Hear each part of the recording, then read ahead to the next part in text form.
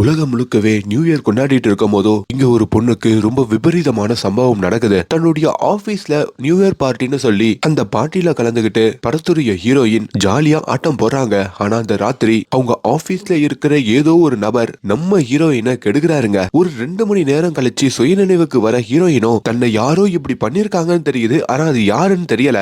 இப்போ அவங்க ஆபீஸ்ல கூட வேலை பார்க்குற எல்லார் மேலேயும் சந்தேகப்பட்டு போலீஸ் ஸ்டேஷன் போறாங்க. அப்படி அவங்கள இப்படி பண்ணது யாரு, அடுத்தடுத்து காத்திருக்கிற ட்விஸ்டுகள்லாம் என்ன அப்படின்னு ஒவ்வொரு செகண்டும் பரபரப்பா இருக்கிற மாதிரி தான் இந்த படத்தோட கதையை டிசைன் பண்ணிருப்பாங்க. எல்லாருக்குமே வணக்கம். இன்னைக்கு நம்ம அடலாக் ஓ இக்தி மெயே அப்படின்ற ஒரு வித்தியாசமான பெங்காலி சீரிஸ் பத்தி தான் பார்க்க போறோம். இது இப்போ பெங்காலில மட்டும்தான் ஓடிடில இருக்குங்க. லைக் கொடுக்கலன்னா ஒரு சின்ன லைக்கோட உள்ள வாங்க. பை தி வே நான் கவின், நீங்க பாக்குறது நம்மளோட ஃபிலிம் பை. படத்துடைய ஆரம்பத்திலேயே நம்ம படத்துடைய ஹீரோயினை காமிக்கிறாங்க. அவங்க தள்ளாடினபடி அந்த நியூ இயர் ராத்திரி ஒரு ரோட்ல நடந்து வந்து இப்ப நேரா அவங்களுடைய காரை எடுத்துக்கிட்டோம் பக்கத்துல இருக்கிற ஒரு போலீஸ் ஸ்டேஷன் வராங்க. இப்ப ராத்திரி மணி 3 ஆகுதுங்க. அப்படியே ஒரு கலக்கத்தோட உள்ள வந்து ஒரு போலீஸ்காரரையும் பாக்குறாங்க. என்ன ஆச்சுமா அப்படின்ற மாதிரி கேட்க, ஸ்டேஷன்ல ஃபீமேல் ஆபீசர் யாரும் இல்லையா அப்படின்ற மாதிரி ஹீரோயின் கேக்குறாங்க. எல்லாரும் நியூ இயர் டேட்டுக்கு போயிருக்காங்கம்மா, ஒரே ஒரு ஆபீசர் இருப்பாங்க, அவங்களும் இப்ப இல்ல. என்னாச்சுன்னு சொல்லு, என்கிட்ட எதுவா இருந்தாலும் சொல்லு, பாத்துக்கலாம்னு சொல்ல. இல்ல நான் அவங்க கிட்ட தான் பேசணும், நான் வெயிட் பண்றேன்னு சொல்லியும் நம்ம ஹீரோயின் ஒரு இடத்துல உட்கார. இப்ப அந்த ஸ்டேஷன்ல இருக்கிற சில கைதிகள் ஹீரோயினை குறுகுறுன்னு பாக்குறாங்க. கொஞ்ச நேரத்துல ஹீரோயின் அவங்களோட மொபைல் எடுக்க அந்த மொபைல் கூட அங்க உடஞ்சு போயிருக்குங்க. இப்ப கொஞ்ச நேரத்திலேயே அந்த இடத்துக்கு ஒரு லேடி ஆபீசர் வராங்க. ஏ, நீ தான் எனக்காக வெயிட் பண்ணுகிறியா, என்ன பிரச்சனை அப்படின்னு கொஞ்சம் திமரா கேட்டுட்டு ஹீரோயினையும் உள்ள வர சொல்ல, அப்படி ஹீரோயின் முன்னாடி ஒரு கேமராவை வைக்கிறாங்க. ஒழுங்கா சொல்லு என்ன பிரச்சனைன்ற மாதிரி கேட்க, அப்பதான் ஹீரோயின் கொஞ்சம் பயந்துகிட்டே என்ன ஒருத்தன் கெடுத்துட்டான் அப்படின்ற மாதிரி இந்த கதையை ஆரம்பிக்கிறாங்க. என்னவா நடந்தது அப்படின்னு கேட்கும் போதோ, என் ஆபீஸ்ல நடந்த நியூ இயர் பார்ட்டில போய் நான் கலந்துகிட்டேன். குடிச்சிருந்தீங்களா? ஆமா, லைட்டா குடிச்சிருந்தேன். 3 பேக் எடுத்துக்கிட்டேன். அதுக்கப்புறம் எனக்கு சுயநலவு இல்லாம போச்சு. அந்த வேலையில தான் எனக்கு இப்படி ஒரு கொடூரம் நடந்தது. ஓரளவுக்கு தெளிவானப்போ நான் ஒரு ரோட்ல வாண்டி எடுத்துட்டு இருந்தேன் அப்படின்ற மாதிரியும் சொல்ல, தெரியுமா இதெல்லாம் யாரு பண்ணா அப்படின்னு கேட்கும் போதோ, என் ஆபீஸ்ல வேலை பார்க்குற டிகே அப்படின்ற மாதிரி ஒருத்தன் தான். ஏன்னா ஆபீஸ்ல நடந்த பார்ட்டியே அந்த டிகே உடைய வீட்டுல தான் நடந்தது. அந்த டிகே எப்பவுமே எல்லாருக்கிட்டையும் ஃபிளர்ட் பண்ற மாதிரி தான் பேசுவான். எனக்கு கண்டிப்பா தெரியும் அவனாதான் இருக்கணும்ன்ற மாதிரியும் அங்க சொல்றாங்க. அது இல்லாம பார்ட்டியில நான் கலந்துக்கும் போதோ அந்த டிகே தான் எனக்கு ஒரு ட்ரிங்க்ஸ் ஆஃபர் பண்ணான். மேபி அதுல எதுனா மயக்க மாத்திரைய கலந்துருக்கணும். அது மூலயமா தான் நான் சுயநிலவே இல்லாத அளவுக்கு ஒரு கட்டத்துக்கு போயிருக்கணும் அப்படின்னு சொல்றாங்க. சரிமா, உன்னோட ஆபீஸ பத்தி சொல்லு. நான் ஒரு பெரிய கார்ப்பரேட் கம்பெனில தான் வேலை பார்த்தேன். ஆக்சுவலி அங்க ஒரு பெஸ்ட் எம்ப்ளாயி அவார்ட்லாம் வாங்கியிருக்கேன். என் கம்பெனியுடைய மேனேஜர் ஒருத்தர் இருக்காரு, அவரோட பேரு சேகர். அப்படி அந்த அவார்டு வாங்கும் போது கூட எனக்கு முதல்ல வந்து வாழ்த்து சொன்னது இந்த டிகே தான். என்ன அவார்டுக்கு எனக்கு ட்ரீட் எல்லாம் இல்லையான்னு கேட்டான். என் பிரதருக்கு எப்படி ட்ரீட் வைக்காம இருப்பேன்ற மாதிரியும் டிகே கிட்ட சொன்னேன். டிகேவோட முகமே மாறிடுச்சு. அப்பவுமே அந்த டிகே என்ன அடையதான் பார்த்தான். இப்போ கதையை நிப்பாற்ற போலீஸ்காரரோ, இப்ப நீ போட்டிருக்கிற அந்த ட்ரெஸ்ஸை தான் நியூ இயர் பார்ட்டிலையும் போட்டிருந்தியான்னு கேட்க, இல்ல நான் வேற ட்ரெஸ் போட்டு இருந்தேன், இப்ப நான் ட்ரெஸ் சேஞ்ச் பண்ணிட்டு தான் வந்திருக்கேன் அப்படின்னு அவங்க போட்டு இருந்த ட்ரெஸ்ஸையும் அவங்க போன்ல போட்டோல காட்டுறாங்க. உன் குடும்பத்துக்கு இந்த விஷயம் தெரியுமான்ற மாதிரியும் போலீஸ் கேட்க, ஆக்சுவலி எங்க குடும்பத்துல எங்க அம்மாவுக்கு நான் வேலைக்கு போறதே பிடிக்காது. பொண்ணா லட்சணமா சீக்கிரமா கல்யாணம் பண்ணிக்கணும்னு சொல்லி புலம்பிக்கிட்டே இருப்பாங்க. எங்க அப்பாவுடைய சப்போர்ட்னாலதான் நான் வேலைக்கே வரேன் அப்படின்னு சொல்ல, இன்னொரு முக்கியமான தகவலையும் சொல்றாங்க. அதாவது இன்னைக்கு நியூ இயர் பார்ட்டிக்கு போறதுக்கு ஒரு 8 மணி நேரம் முன்னாடி நான் என்னுடைய பாய் ஃப்ரெண்ட் வீட்டுல இருந்தேன்ற மாதிரி சொல்ல, ஓ உனக்கு பாய் ஃப்ரெண்ட்லாம் இருக்கானான்ற மாதிரி கேட்கும் போதோ, ஆமா இந்த வருஷத்தோட கடைசி நாள் என் கூட இரு அப்படின்னு சொல்லி நான் என் பாய் ஃப்ரெண்டோட அங்க ஒன்னா நெருக்கமா இருந்தேன். அப்படி இருந்துட்டு தான் 8 மணி நேரம் கழிச்சு அந்த நியூ இயர் பார்ட்டியில கலந்துக்கிட்டதாகவும் அங்க சொல்றாங்க. முக்கியமா தான் பாய் ஃப்ரெண்ட் கிட்ட கேட்டதுதான் அந்த நியூ இயர் பார்ட்டிக்கு அவங்க போட்டுட்டு போன ட்ரெஸ்ஸையே போட்டுட்டு போனதா சொல்றாங்க. எப்படி போனீங்க? என்னோட கார்ல நானே டிரைவ் பண்ணிக்கிட்டு போயிட்டேன். அந்த நியூ இயர் பார்ட்டியில அந்த சம்பவம் நடந்ததுக்கு அப்புறம் நீங்க ரோட்ல வந்து உட்காந்து அழுதுட்டு இருந்தீங்கல்ல, அப்ப உங்களை முதல்ல வந்து பார்த்தது யாரு?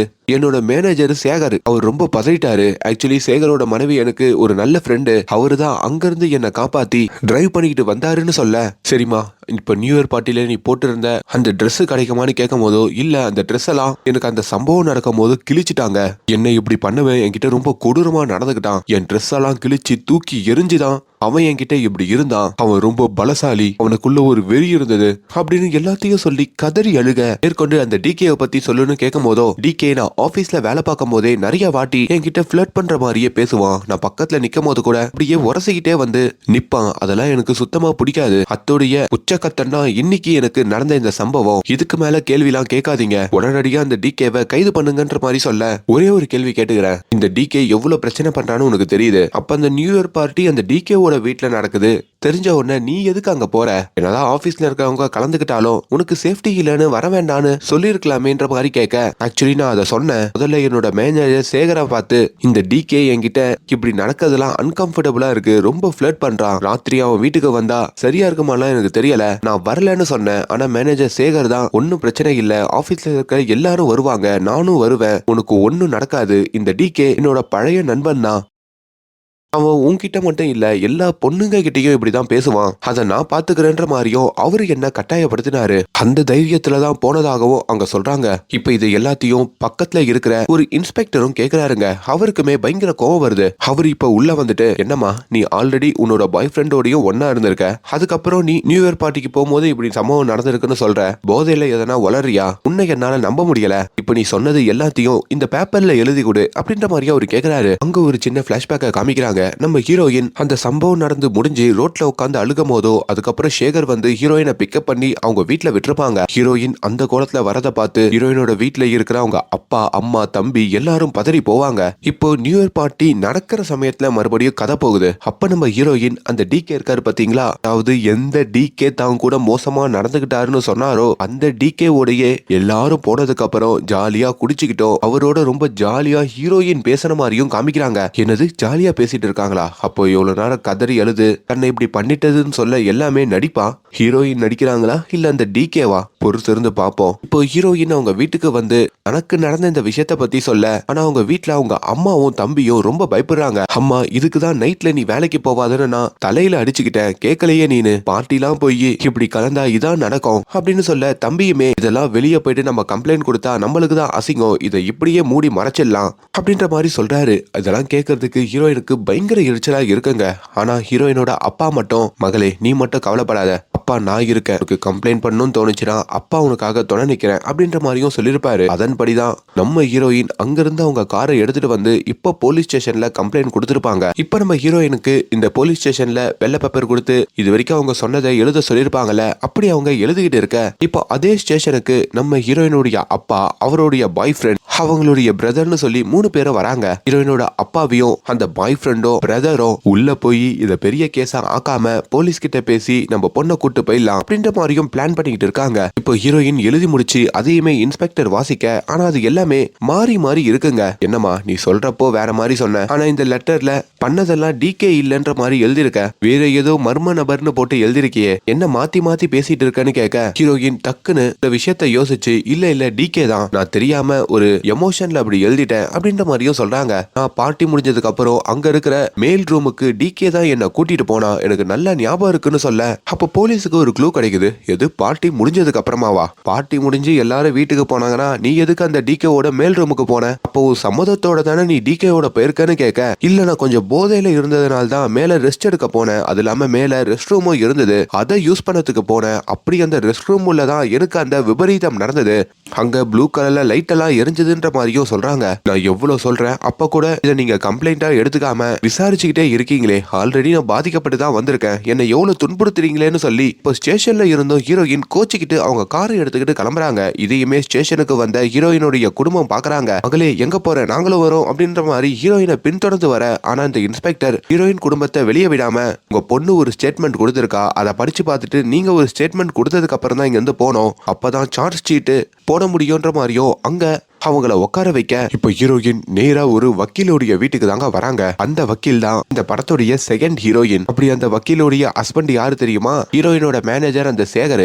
ஆக்சுவலி இந்த வக்கீலுக்கு ஆல்ரெடி நம்ம ஹீரோயினுக்கு இப்படி ஒரு சம்பவம் நடந்த விஷயம் தெரியுங்க. ஏன்னா ஹீரோயினுக்கு உங்க கணவர் தானே உதவி பண்ணிருப்பாரு. அப்படி அவர் அந்த பார்ட்டி முடிஞ்சு தான் வீட்டுக்கு திரும்பும் போதோ இந்த உண்மையை சொல்லிருப்பாரு. உன் ஃப்ரெண்டு அந்த டிகேவோட ரூமுக்கு போனா, அதுக்கப்புறம் ரொம்ப கதறி அழுதபடி ரோட்ல உட்காந்து அழுதுட்டு இருந்தா, இந்த டிகே இப்படி பண்ணுவான்னு நான் நினைச்சு கூட பார்க்கல அப்படின்னு சொல்லும் போதே அந்த வக்கீல் பயங்கரமா ஷாக் ஆயிருப்பாங்க. இப்போ ஹீரோயின் வந்ததும் அவங்கள சமாதானப்படுத்தி தண்ணியெல்லாம் கொடுத்து உட்கார வைக்க, அவங்களுக்கு நடந்த கொடூரத்தை பத்தி அங்க இந்த வக்கீல் கிட்ட சொல்றாங்க. வக்கீலுக்கும் அதை கேட்கும் போதும் ஒரு மாதிரி இருக்குங்க. கட் பண்ணா இன்னொரு பிளாஷ்பேக் போகுது. அதாவது அந்த நியூ இயர் பார்ட்டியில எவனோ ஒருத்தன் கிட்டார் வாசிச்சுக்கிட்டு பாட்டெல்லாம் பாடிக்கிட்டு இருக்க, அதையும் ஹீரோயின் கேட்டுட்டு இருக்கும் போதோ பக்கத்துல உட்காந்து டிகே ஒரு கேள்வி கேட்கிறாரு. புது கேலண்டர் வந்தவன நீ முதல்ல எதை பாப்பன்னு கேட்க, துர்கா ஃபெஸ்டிவல் ஹாலிடே எப்ப இருக்குன்னு தான் பாப்பன்னு அவங்க சொல்ல, நான் எது தெரியுமா பாப்பேன், உன் பர்த்டே எப்ப எப்ப வருதுன்னு தான் பாப்பேன்ற மாதிரியும் ஹீரோயின் பக்கத்துல நெருங்குறாரு. அவங்களுமே அங்க சிரிக்கிறாங்க. இப்ப நிகழ்காலத்துல ஹீரோயின் கிட்டயும் அந்த வக்கீல் போலீஸ்ல கம்ப்ளைண்ட் கொடுத்தியான்னு கேட்க, அதை ஏண்டி கேட்கிற, போலீஸ் ஸ்டேஷன்ல அதை விட ரொம்ப கேவலமா நடந்துக்கிறாங்க. அங்க இருக்கிற இன்ஸ்பெக்டர் என்ன ஏதோ அக்யூஸ்ட் மாதிரி பாக்குறாரு அப்படின்ற மாதிரியும் புலம்புறாங்க.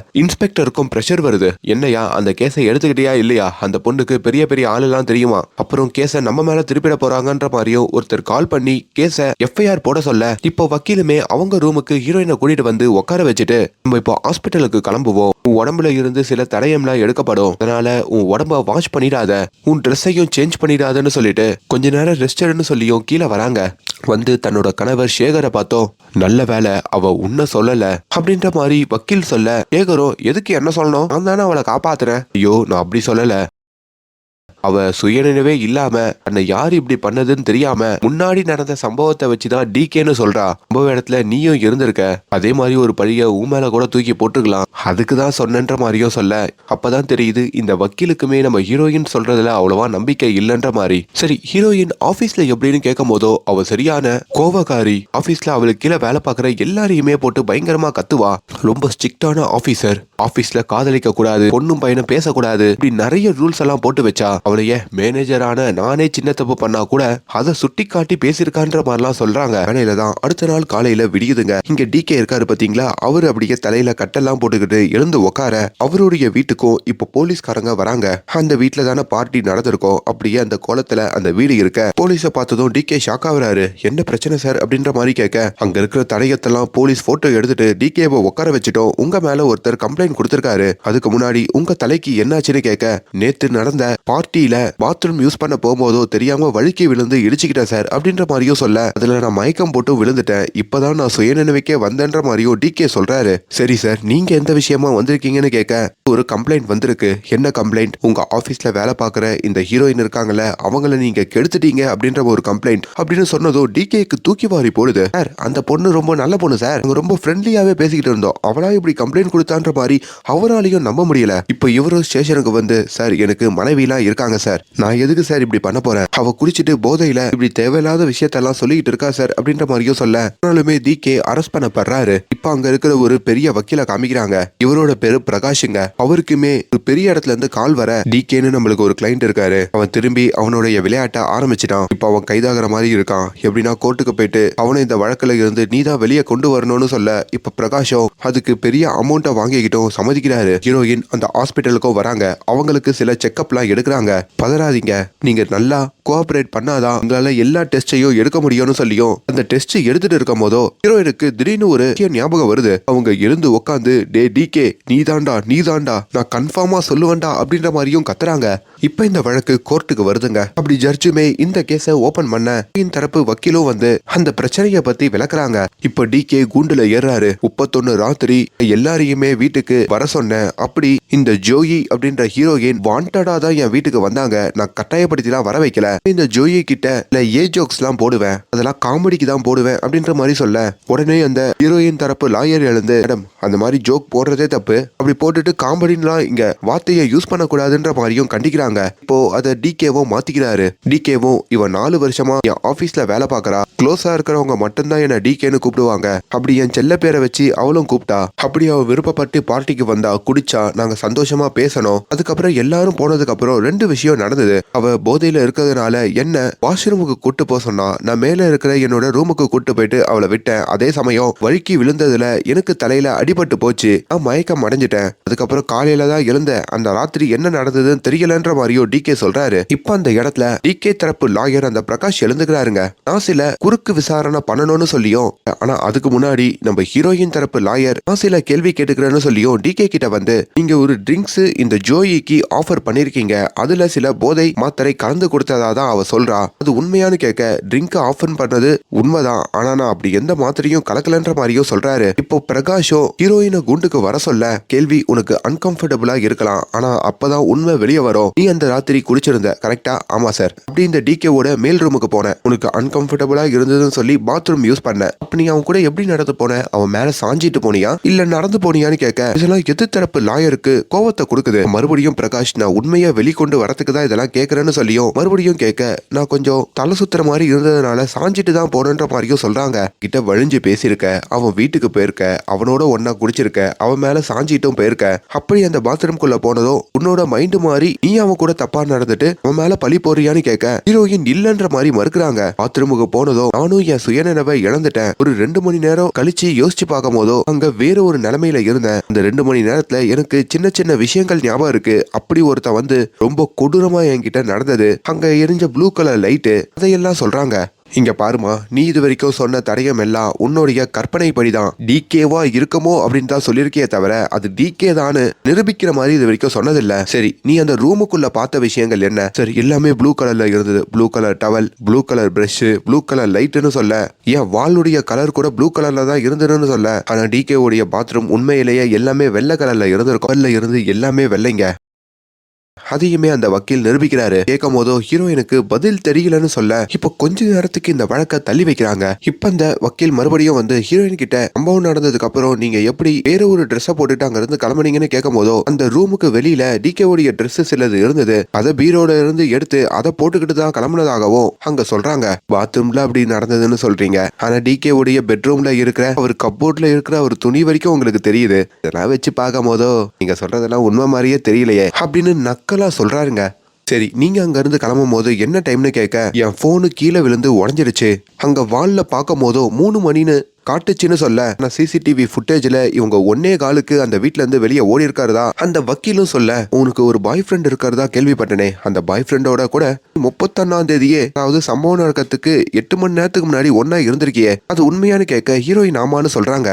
இப்போ கோர்ட்டு கிட்டையும் இந்த பொண்ணு ஒரே நாள்ல 2 பசங்களோட ஒன்னா இருந்திருக்கா, அதுவும் இவ விருப்பத்தோட தான் இருந்திருக்கா. ஒன்னு அவனோட பாய் ஃப்ரெண்ட், 2வது இது டிகே இல்ல வேற ஒரு நபர். ஏன்னா இவளை ஆய்வு பண்றப்போ ஃபாரன்சிக்ல இருந்து உடம்புல 2 தடயத்தை எடுத்திருக்காங்க. ஒன்னு அவங்க பாய் ஃப்ரெண்டோடைய தடயம், 2வது இன்னொரு நபருடைய தடயம். இவ யாரு கூடயோ ஒன்னா இருந்துட்டு வந்து டிகே மேல பழிய போட்டு அவளை காலி பண்ண பாக்குறான். இதான் உண்மைன்ற மாதிரியா அவர் நிரூபிக்கிறாரு. ஹீரோயினுக்கு அங்க என்ன பண்றதுனே புரியலைங்க. இந்த வழக்கையும் இப்ப தள்ளி வைக்கிறாங்களா? ராத்திரி தன்னோட வக்கீலோட அவங்க வீட்டுக்கு போயிட்டு இருக்காங்க. அப்பதான் டக்குன்னு ஒரு விஷயத்த யோசிச்சு பாக்குறாங்க. இந்த தடயம்லாம் இல்லாதனாலையும் யாருன்னு பாக்காதனாலையும் தானே என்னை இப்படி வாடா படுத்துறாங்க. எனக்கு ஒரு விஷயம் ஞாபகம் இருக்கு. என்ன அப்படி பண்ண அந்த நபர் கையில ஒரு ரிங்கு போட்டு இருந்தான். அந்த ரிங்கு பாக்குறதுக்கு பெருசா இருந்தது மாதிரியும் அந்த அடையாளத்தை சொல்ல, இந்த வக்கீல் இருக்காங்கல்ல அவங்களுமே ரிங்கு எல்லாருமே தான் போடுவாங்க. என் கணவர் கூட தான் பெருசா ஒரு ரிங்கு போட்டிருப்பாருன்னு சொல்லி இந்த வக்கீல் கொஞ்சம் முழிக்கிறாங்க. இப்போ ஒரு பிளாஷ்பேக்க காமிக்க கரெக்டா 2 வருஷத்துக்கு முன்னாடி இந்த வக்கீல் அவங்க கணவர் சேகர், அதுக்கப்புறம் இந்த டிகே அவங்க மனைவி, இவங்க 4 பேரும் ஃபேமிலி ஃப்ரெண்ட்ஸா இருப்பாங்க போல. அப்படி இந்த சேகருக்கு டிகேவோட மனைவி ஒரு கிஃப்ட் பண்ணிருப்பாங்க. அந்த கிஃப்ட் தான் அந்த பெரிய ரிங்குங்க. அதுல இருந்து அந்த மேனேஜர் சேகர் எப்பவுமே ரிங்கு போட்டிருக்கிற மாதிரி காமிக்க, ஒருவேளை இதை பண்ணது சேகர் தானா? பொறுத்து இருந்து பாப்போம். நிகழ்காலத்துல வீட்டுக்கு வந்தும் அந்த வக்கீல் இருக்காங்கல்ல அவங்களுடைய லாக்கர்ல இந்த ரிங் இருக்கான்னு பாக்குறாங்க. அந்த ரிங்கு லாக்கர்ல தாங்க இருக்கு. இப்ப அவங்க கணவர் சேகர் வீட்டுக்கு வந்ததும் அப்படியே அவரோட கையை செக் பண்ண, அப்படியே அவர் கையில இந்த ரிங்கு போட்டதுக்கான ஒரு தடயம் இருக்கிறதையும் அவங்க பாக்குறாங்க. ஹீரோயின் அவங்களோட வீட்டுல இருக்கும் போதோ ஹீரோயினோட பாய் ஃப்ரெண்டும் அவங்க பிரதரும் பேசிக்கிட்டு இருக்க, அப்ப அந்த இடத்துல பீத்தோவனுடைய ஒரு மியூசிக் ஓடிக்கிட்டு இருக்குங்க. அந்த மியூசிக்கை கேட்கும் போதோ அவங்களுக்கு ஒரு விஷயம் ஞாபகம் வருது. முக்கியமா ஹீரோயினுடைய தம்பி வேற தம் அடிப்பாரா, அந்த புகை ஸ்மெல்ல வச்சு அவங்க ஒரு விஷயத்த ரீகால் பண்றாங்க. அதாவது அன்னைக்கு ராத்திரி அந்த பாத்ரூம்ல அவங்களுக்கு அப்படி நடக்கும் போதோ இந்த மர்ம நபர் ஒரு லைட்டர் யூஸ் பண்ணா. அந்த லைட்டர் அவன் திறக்கும் போதோ இதே மாதிரி பீத்தவனுடைய மியூசிக் கேட்டதாகவும் அதை உடனடியா தன்னோட வக்கீல் கிட்டையும் சொல்றாங்க.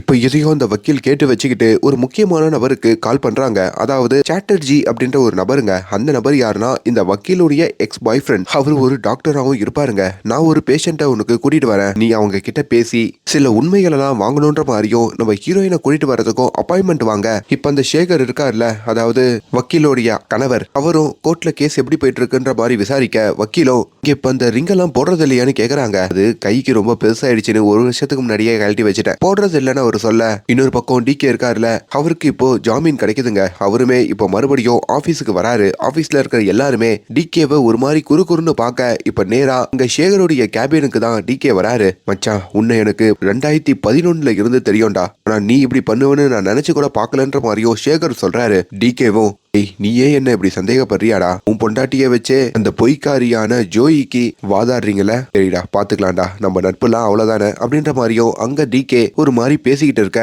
பக்கம் ஹீரோயினுமே அந்த டாக்டர் கிட்ட கவுன்சிலிங்க்கு வந்திருக்காங்க. அந்த டாக்டருமே அன்னைக்கு நடந்த சம்பவத்தை பத்திலாம் கொஞ்சம் கொஞ்சமா ஹீரோயினுக்கு ரீகால் பண்ணிக்கிட்டு இருக்க. ஹீரோயினுக்கு ஒரு மாதிரி டென்ஷன் ஏற்படுது. அப்ப அந்த டாக்டர் ஒரு சூப்பு கொடுக்குறாருங்க. அந்த சூப்பு ஒரு வித்தியாசமான ஸ்மெல் வருது. இந்த ஸ்மெல்ல நான் எங்கேயோ இதுக்கு முன்னாடி அனுபவிச்சிருக்கேன்ற மாதிரியும் ஹீரோயின் சொல்ல, அப்பதான் அது ஒரு சென்ட் ஸ்மெல் அப்படின்ற மாதிரி அவங்க சொல்றாங்க. ஞாபகம் வந்துடுச்சு, அன்னைக்கு ராத்திரி ஏன் கூட ஒன்னா இருந்தவன் இந்த சூப்புல வர அதே ஸ்மெல்ல தான் அவனுடைய சென்டா யூஸ் பண்ணான்ற மாதிரியும் அங்க ஹீரோயின் கன்ஃபார்ம் பண்றாங்க. அது இல்லாம அன்னைக்கு அவன் என்கிட்ட தப்பா நடக்கும் போதோ அங்க அவனுடைய வால்ல ஒரு ப்ளூ கலர் இன்னர் இருக்கிறதையும் நான் பார்த்ததாவும் சொல்றாங்க. இப்ப இதையும் ஒரு தடயமா எடுத்துக்கிட்டு இந்த வக்கீல் தன்னுடைய வீடு திரும்ப, அப்போ அவங்க கணவர் சேகர் இருக்காரு பாத்தீங்களா, அவர் ரொம்ப கேஷுவலா பேசிட்டு இருக்காரு. அப்பதான் சேகர் அவரோட பேண்ட கலட்டுறப்போ அவரும் அதே ப்ளூ கலர்ல ஒரு இன்னர் போட்டிருக்கிறதையும் அவங்க மனைவியான இந்த வக்கீல் கவனிக்கிறாங்க. இங்க ஹீரோயினுக்குமே ராத்திரி ஒரு முக்கியமான போன் கால் வருதுங்க. அந்த போன் கால்ல அவங்க ஷாக் ஆவ, அப்படி அந்த ராத்திரியே ஒரு மர்மமான இடத்துக்கும் ஹீரோயின் வராங்க. அங்க ஹீரோயினை முன்னாடி ஒரு லேடி போலீஸ் விசாரிச்சிருப்பாங்க பாத்தீங்களா, அவங்க முகமடியெல்லாம் போட்டு வந்து சில தடயத்தை ஹீரோயின் கிட்ட கொடுக்குறாங்க. ஃபாரன்சிக் டீம்ல இருந்து போலீஸ்காரங்கள்ல இருந்து வக்கீல் வரைக்கும் எல்லாரும் உனக்கு எதிராக சதி பண்ண பாக்குறாங்க. உண்மையான தடயத்தை அழிக்க சொல்லிட்டாங்க. ஆனா நாங்க அந்த தடயத்தை மீட்டு எடுத்துட்டோம். இதுல எல்லா டீட்டெயிலும் இருக்கு. உன்னோட உண்மையான ஃபாரன்சிக் ரிப்போர்ட்டும் இருக்கு. முக்கியமா அங்க டிகே வீட்ல நடந்த சில சிசிடிவி ஃபுட்டேஜும் மாட்டிருக்கு. இதெல்லாம் பார்க்கும் போதே உனக்கு யாரு குற்றவாளின்னு தெரிஞ்சிடும். இதை வச்சு நீ எப்படின்னா உனக்கான நீதியை வாங்கிக்கோ அப்படின்னு சொல்லியோ அவங்க அங்க இருந்து கிளம்ப. இப்ப அதை பாக்குற ஹீரோயினுக்கு பெரிய ஷாக்கிங்கா இருக்குங்க. அப்பதான் ஹீரோயினுக்கு அது யாரு பண்ணா அப்படின்ற மாதிரி உண்மை தெரியுது. இப்ப அடுத்த நாள் ஹியரிங்கும் அந்த பிரகாஷ் என்ற வக்கீல் நிறைய சாட்சிகளை கூட்டிட்டு வராரு. அப்படி ஹீரோயின் ஆபீஸ்ல வேலை பார்க்கற பல பேரை கூட்டிட்டு வந்து ஹீரோயினுக்கு எதிராக இந்த வழக்க திருப்ப பாக்குறாரு. அப்பதான் அதே கோர்ட்டுக்கு இந்த டாக்டர் இருக்காரு பாத்தீங்களா, அவர் வராருங்க. எது தரப்பு லாயர் சொல்றதுனா இந்த ஜோயியான ஹீரோயினுக்கு எதுவும் ஞாபகம் இல்லைன்னு, ஆனா உண்மையிலேயே அவங்க பாதிக்கப்பட்ட சமயத்துல இந்த ஸ்டேஜ்ல இருக்கும் போது எந்த பொண்ணுக்குமே ஞாபகம் இருக்காது. இது மெடிக்கலாவே ப்ரூஃப் ஆயிருக்குன்ற மாதிரியும் அவங்க சொல்றாரு. அது இல்லாம ஹீரோயினுக்கு ரொம்ப ஸ்ட்ராங்கான சில மாத்திரைகளை கொடுத்ததாகவும் அங்க கன்ஃபார்ம் பண்ண. இப்போ ஹீரோயின் தரப்பு அந்த லாயரும் இது வரைக்கும் டிகேவை நம்ம விசாரிச்சோம், இப்ப இன்னொரு நபரை விசாரிக்கிறதா இருக்கும் அப்படின்னு சொல்லி தான் கணவர் சேகர் அந்த கூண்டுல ஏத்துறாங்க. சேகருமே நம்மளையா நம்ம மனைவி சொல்றா அப்படின்ற ஒரு அதிர்ச்சியோட கூண்டுல ஏற, இப்போ வக்கீலுமே ஒரு மாதிரி யோசிச்சுட்டு தான் கணவரோட ஒன்னா இருந்த மூமெண்ட் எல்லாம் நினைச்சு பாக்குறாங்க. ஆமாங்க, நம்ம ஹீரோயினுக்கு அந்த தடயம் எல்லாம் கிடைச்சிருக்கோம் பாத்தீங்களா, அந்த தடயத்தான் வச்சு பார்க்கும் போதோ உண்மையிலேயே அந்த சம்பவம் பண்ணது டிகே இல்ல இந்த சேகர் தான் அப்படின்ற மாதிரியோ அதை வச்சு கன்ஃபார்ம் பண்ணிருப்பாங்க. முதல்ல இத தான் ஃப்ரெண்டு வக்கீல் கிட்ட தான் அவங்க சொல்லிருப்பாங்க. வக்கீலுமே கதறி எழுதிருப்பாங்க. நீ முன்னவே சின்ன சின்ன க்ளூலாம் சொன்னல, அது எல்லாமே என் கணவரோட மேட்ச் ஆச்சு. இப்ப இந்த தடயத்தை பார்க்கும் போது என் கணவர் தான் கன்ஃபார்ம் ஆயிடுச்சு அப்படின்னு அழுக, இந்த கேஸை வாபஸ் வாங்கிக்கிறேன். என்னால நீங்க ரெண்டு பேரும் பிரிய வேணான்னு சொல்ல, ஆனா அந்த வக்கீல் நீ எப்படி இப்படி சொல்லுவ, இப்படி ஒரு மோசக்காரனோட என்னால இதுக்கப்புறம் எப்படி வாழ முடியும், அவனோட சுயரூபத்தை கோர்ட்ல நான் வெளிப்படுத்தியே ஆவன்னு சொல்லியும் அவங்க விடாப்பிடியா இருந்துதான் இப்போ தான் கணவரை கூண்டுல ஏத்திருப்பாங்க. அப்படி அவங்களுக்கு கிடைச்ச ஆதாரத்தை எல்லாமே அங்க ஜட்ஜு முன்னாடியோ அவங்க வைக்க, வக்கீல் அங்க ஒரு மாத்திரையை கொண்டு வந்து காமிக்கிறாங்க. இது என்னுடைய வீட்டு டிராயர்ல இருந்தது. இந்த மாத்திரையை தான் இந்த ஹீரோயினுக்கு இந்த டிகே கொடுத்த கூல்ட்ரிங்க்ஸ்ல என் கணவர் இவங்களுக்கே தெரியாம கலந்திருக்காரு. இது சாப்பிட்டதுனால தான் அவர் 2 மணி நேரம் சுயநினைவு இன்றி மயக்கத்துக்கு போய் பாத்ரூம்ல படுத்து கிடந்தா. அதுக்கப்புறம் என்னோட கணவர் யூஸ் பண்ற ஒரு பெர்ஃபியூம் உடைய ஸ்மெல்லும் இங்க விக்டிம் சொன்ன ஸ்மெல்லும் ஒரே மாதிரி இருந்தது. அது இல்லாம அவர் யூஸ் பண்ற இன்னர் முறைக்கொண்டு எல்லாமே மேட்ச் ஆச்சு. கையில போடுற ரிங்கு இந்த டிகேவோட வைஃப் தான் என் கணவருக்கு கொடுத்தது. அதையும் தாண்டி ஃபாரன்சிக் ரிப்போர்ட்டையே இங்க மாத்திருக்காங்க. உண்மையான ரிப்போர்ட் கிடைக்கிறப்போ அதுல என் கணவருடைய விஷயத்தோட நம்ம ஹீரோயினுடைய உடம்புல மேட்ச் ஆயிருக்கு. இதெல்லாம் வச்சு பார்க்கும் போதோ இவரு தான் 100% பண்ணிருக்காருன்றது கன்ஃபார்ம் ஆயிருக்கு. இன்னொன்னு சொல்லவா, நம்ம ஹீரோயின் ஒரு மியூசிக் கேட்கிற லைட்டர் யூஸ் பண்ணதா சொல்லிருப்பாங்கல்ல, அந்த மியூசிக் கேட்கிற லைட்டரே இந்த சேகர் தான் வச்சிருந்தாரா. எல்லாரோடையும் அந்த பார்ட்டி முடிஞ்சு கிளம்புற மாதிரி கிளம்பிட்டு மறுபடியும் 12:45 அதே வீட்டுக்கு வந்திருக்காரு. அப்பதான் அந்த சம்பவம் நடந்திருக்கு. அப்ப எது தரப்பு லாயரும் எழுந்து இந்த பொண்ணு பாத்ரூம்ல எல்லாம் ப்ளூ கலர்ல இருக்குன்னு சொன்னாங்களே, அது பொய் இல்லையான்னு கேட்க, ஆக்சுவலி அந்த பாத்ரூம்ல ப்ளூ லைட் எரிஞ்சிருக்குங்க. அப்படி அந்த லைட் எரிஞ்சா உள்ள எல்லாமே ப்ளூ கலர்ல தான் தெரியுமா, அதையும் நிரூபிக்க இப்போ சேகர் தான் கன்ஃபார்ம் பண்ணி சேகர் கிட்டயும் எதுக்கு இப்படி பண்ணனு கேட்கும் போதோ அப்பதான் அவர் ஒரு உண்மையை சொல்றாரு. நான் வாண்டடாலாம் இப்படி பண்ணல, எனக்கு ஆபீஸ்ல பல அவமானங்கள் கிடைச்சது. அதாவது இந்த ஜோயிட்டா எனக்கு கீழே வேலை பார்க்கறவ தான், ஆனா ரொம்ப ஸ்ட்ரிக்டான ஆபீசர். பாரபட்சமே பார்க்காம எல்லா தப்பையும் சுட்டி காமிப்பா. ஒரு நாள் எல்லாரும் முன்னாடியோ அதுவும் முக்கியமா இந்த டிகே முன்னாடி நான் தப்பு பண்றதெல்லாம் சுட்டி காமிச்சா டிகேவோ இவ எவ்வளவு ஸ்ட்ரிக்டா இருந்தா உன்னோட மேனேஜர் பொறுப்புல இருந்தே தூக்கிடுவா போலையடா, இவகிட்ட கொஞ்சம் ஜாக்கிரதையா இருக்கணும்னு சொல்லிட்டு விளையாட்டா சொல்லிட்டு போனா. ஆனா அது எனக்கு சீரியஸா பட்டுது. அவளை மிரட்டணும், அவளை இதுல இருந்து டிஸ்ட்ராக்ட் பண்ணணும்னு சொல்லிதான் நான் அந்த ராத்திரி அந்த பாத்ரூமுக்கு போனேன். அங்க அவகிட்ட இப்படி மோசமா நடந்துக்கணும்லாம் முடிவு பண்ணல. அவளை ஜஸ்ட் மிரட்டி விட்டுட்டு வந்துடணும்னு சொல்லிதான் பக்கத்தை நெருங்கினேன். ஆனா திடீர்னு மைண்டு மாறி இப்படி தவறா நடந்துகிட்டேன். அப்படி உங்க சொன்ன மாதிரி அந்த மாத்திரைய ஜூஸ்ல கலந்தது நான் தான், இந்த ஒவ்வொரு விஷயத்த பண்ணது நான் தான் அப்படின்ற மாதிரியும் ஒத்துக்கிறாரு. இப்போ தான் கணவருக்கு எதிராகவே இந்த வழக்கை முடிச்சு அங்க ஒரு அருமையான வக்கீலா இருந்து தான் ஃப்ரெண்டுக்கோ இந்த வக்கீல் நீதியை வாங்கி கொடுக்குறாங்க. அங்க டிகேவோ விடுதலை ஆகுறாரு. இங்க சேகரோ கைது பண்ணப்படுறாரு. இப்படி கணவருக்கு எதிராகவே வாடாததுனால அந்த வக்கீல் மேலேயும் பயங்கர மரியாதை வருதுங்க. எதிர்த்தரப்பு லாயரே வந்து பாராட்டிட்டு போறாரு. ஹீரோயினும் இப்ப அந்த வக்கீல வந்து கட்டி அணைச்சிக்க ஹீரோயினுக்கும் நீதி கிடைச்சிருச்சுன்ற மாதிரியும் நினைக்க டிகேவோ ஹீரோயின் கிட்ட வந்து சாரி கேட்க ஹீரோயினும் டிகே கிட்ட சாரி கேட்டுட்டு இவங்க எல்லாம் அங்க இருந்து போற மாதிரியும் இப்ப இந்த சேகர் ஜெயிலுக்கு போற மாதிரியும் இங்க இந்த வக்கீல் உட்காந்து அழுதுட்டு இருக்கிற மாதிரியும் இந்த படத்தோடைய கதை முடியுதுங்க. ரொம்ப வித்தியாசமான படம் பார்க்கணும்னு நினைக்கிறவங்க இந்த படத்தை ஒரு வாட்டி ட்ரை பண்ணி பாருங்க. அண்ட் மேலும் இந்த மாதிரியான வீடியோஸை தொடர்ந்து பார்க்கறதுக்கு நம்மளுடைய சேனலை சப்ஸ்கிரைப் பண்ணுங்க. Thank you so much.